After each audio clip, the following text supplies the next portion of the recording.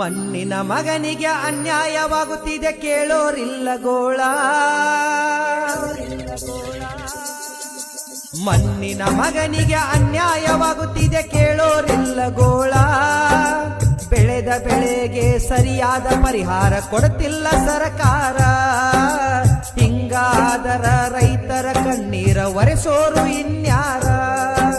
ಮಣ್ಣಿನ ಮಗನಿಗೆ ಅನ್ಯಾಯವಾಗುತ್ತಿದೆ ಕೇಳೋರಿಲ್ಲ ಗೋಳ.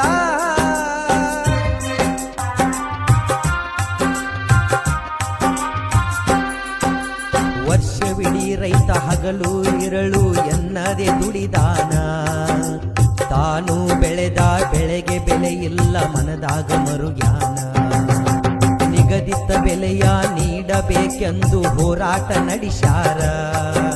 ರಾಜ್ಯದ ತುಂಬಾ ಹಲವಾರು ರೈತ